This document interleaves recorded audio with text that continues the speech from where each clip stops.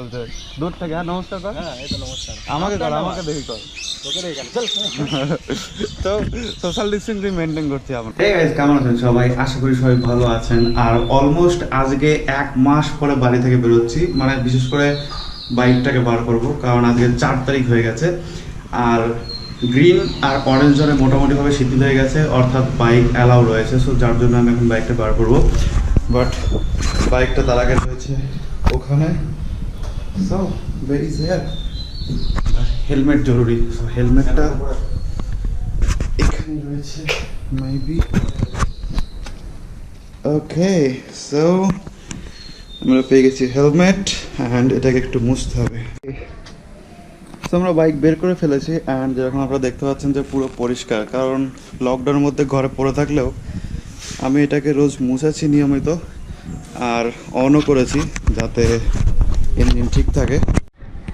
আর একটা জিনিস দেখাই যে স্পিড মিটারে অলমোস্ট 4 কিলোমিটার দেখাচ্ছে রানিং, অর্থাৎ আমি বাড়িতেই এই ডবল স্ট্যান্ড করে চাকা ঘোরাতাম, মানে গাড়ি অন করে সেকেন্ড গিয়ারে। সো যার জন্য 4 কিলোমিটার হয়ে গেছে চালাতে চালাতে, অর্থাৎ এই 30 দিন যে ঘরে বসেছিল তবুও 4 কিলোমিটার চলেছে। তো তার আগে আমাদের গাড়িটাকে ওয়ার্ম আপ করতে হবে, বাইরে নিয়ে যাওয়ার আগে ওয়ার্ম আপটা করে নিই। ওকে, সো ওয়ার্ম আপ হোক, আমরা ততক্ষণ আমাদের হেলমেটটা মুছবো। ও ইয়া, সো আমাদের মোটামুটি ওয়ার্ম আপ কমপ্লিট।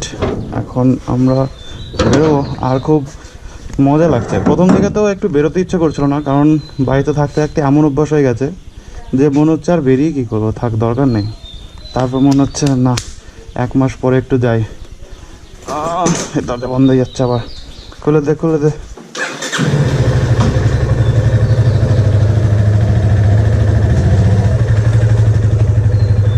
ভুলে যায়নি তো বাইক চালানো? বাইক চালানো ভুলে যায়নি তো? বললাম বাইক চালানো ভুলে যায়নি তো?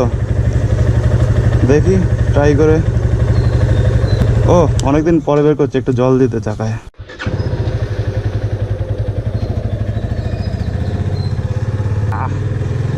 মজা মজা।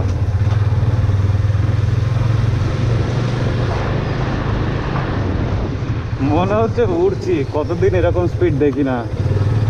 সাইকেল নিয়ে বেরোতাম, তো সাইকেলেতে এত স্পিড কখনোই ওঠে না যতই জোরে চালাই।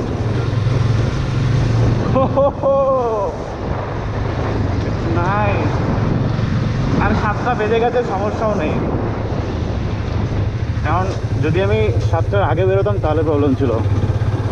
আপনাকে কিন্তু সন্ধ্যা 7টা থেকে সকাল 7টা পর্যন্ত বেরোনো যাবে না। সন্ধ্যা 7টা থেকে সকাল 7টা পর্যন্ত মানা, কিন্তু সকাল 7টা থেকে আপনি ঘুরতে পারবেন।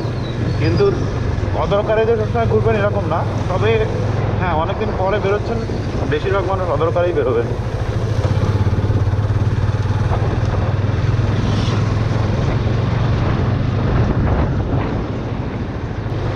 আর গাড়ির ট্যাঙ্কি তো পুরো ফুলই রয়েছে, কোনো সমস্যা নেই। কিন্তু আমার গাড়ি কি স্কিড করলো? মনে হলো স্কিড করলো।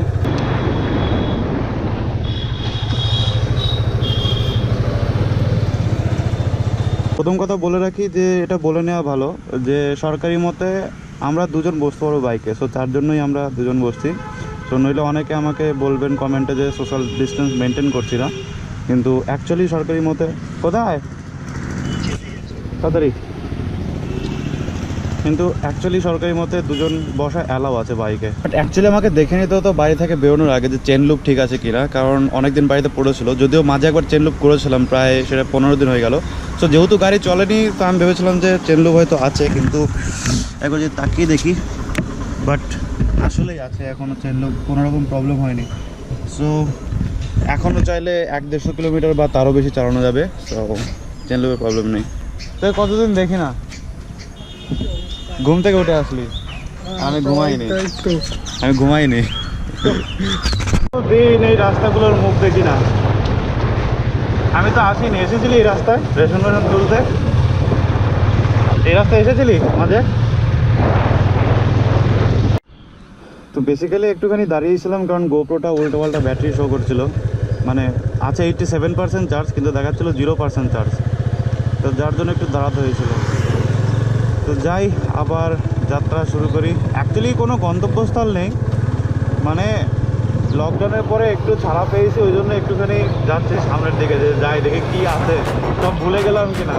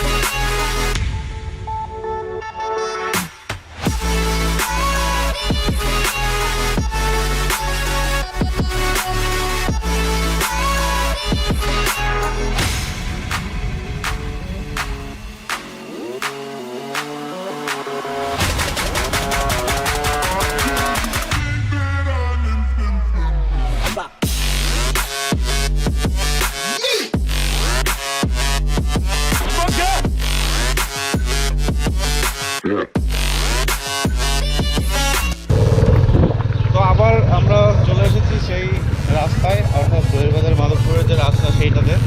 অ্যান্ড এইখানে সবুজ সবুজ রাস্তা, বহুত দিন আসা হয় না, প্রায় 30-40 দিন তো হয়ে গেছে মিনিমাম, 25-30 দিন, এইদিকে আরও 4 হয়ে গেল, মানে প্রায় 40 দিন পার হয়ে গেছে। তো তারপরে আসলাম।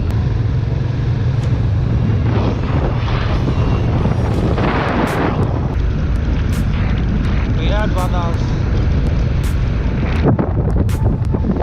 তাকিয়ে থাকাই একটা কাজ। রাস্তার গাছগুলো পুরো সবুজ সবুজ হয়ে গেছে, বড় বড় লাগছে আরো, কারণ 1 মাস ধরে যদি আপনি একটা জায়গায় দেখেন সেক্ষেত্রে একরকম লাগবে, আর 1 মাস পরে একটা জায়গা দেখলে অন্যরকম লাগবে, একটা স্বাভাবিক ব্যাপার। তো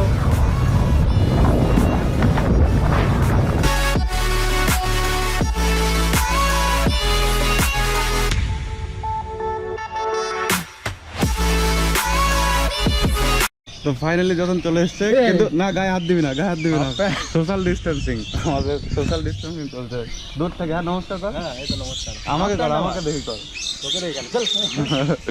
তো সোশ্যাল ডিস্টেন্সিং মেনটেন করছি আমরা। কি সব ইংলিশ বলছি, মেনটেনকে বলছি মেনটেন। ঠিক আছে, তো দেখতে দেখতে অনেক দূর চলে আসলাম, এবার একটু থাকবো মোটামুটি 5-10 মিনিট, তারপর আবার বাড়ি চলে যাবো।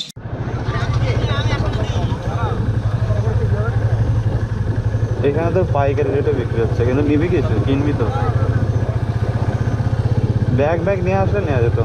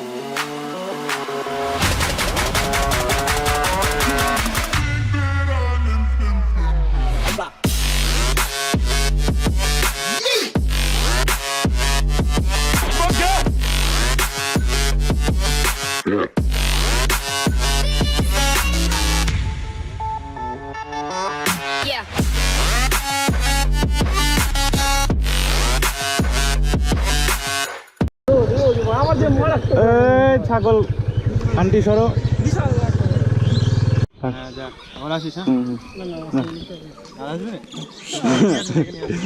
আর আসবো না। তো আমাদের ঘোরাঘুরি একটু শেষ, তো এখন বাড়ির দিকে যাই।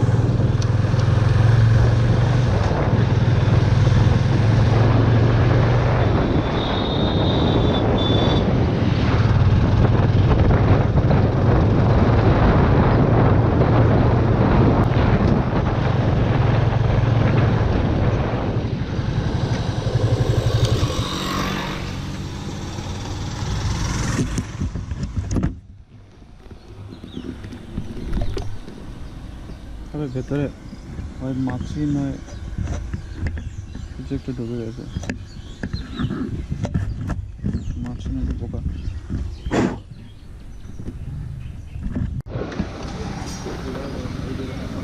তো ফাইনালি আমরা কৃষ্ণনগর পৌঁছে গেছি আর এখন বাড়ি যাব, যাই বাড়ির দিকে। টাটা।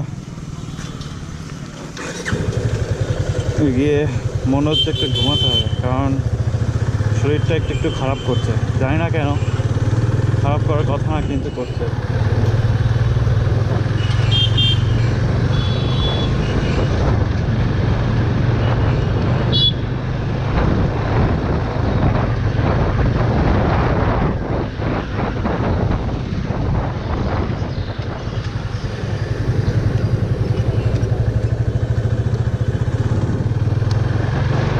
হঠাৎ করে মনে পড়লো যে একটু সোনপাপড়ি খাবো, তো দেখে যাই দোকানে পাওয়া যায় কিনা। যদি পাওয়া যায় তো তাহলে একটা সোনপাপড়ি নিয়ে বাড়ি যাবো। সোনপাপড়ি একটা ফেভারিট জিনিস আমার, তো যার জন্য আরেকটু আমাকে দেখে যেতে হচ্ছে, নইলে আমি ডাল দিকে চলে যেতাম।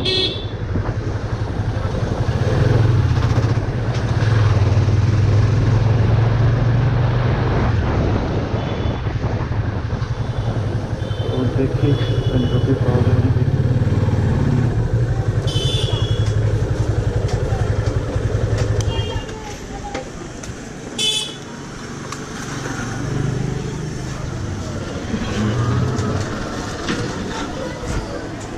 সোনপাপড়ি আছে যেটা? ও ঠিক আছে।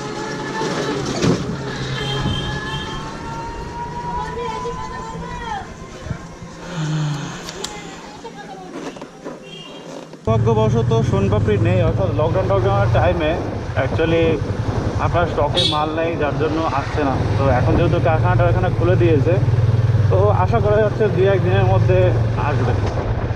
কারণ মাঝে একবার এসেছিল ওই প্রথম লকডাউন খোলার পরে। তো বর্তমানে দেখছি আসছে না, আর কী করা যাবে, যাই বাড়ি যাই। তো একবারে গাড়ি ঘরে তুলে দিলাম, কারণ বাইরে পুরো রোদ উঠে রয়েছে। তো দেখি মাইলেজ কত দিচ্ছে, 36.7, যথেষ্ট ভালো। সো থাক আজকের মতোই। আর অবশ্যই শেয়ার করে দেবেন আপনার বন্ধুদের সাথে, যাতে তারা এই ব্লগগুলো দেখতে পারে। এবং প্রায় 30 দিন বাড়ি থেকে বেরিয়েছিলাম, তো কেমন লাগলো অবশ্যই কিন্তু জানাবেন কমেন্টে। থ্যাংক ইউ সো মাচ ভিডিওটা দেখার জন্য। দেখা হবে নেক্সট ভিডিওতে।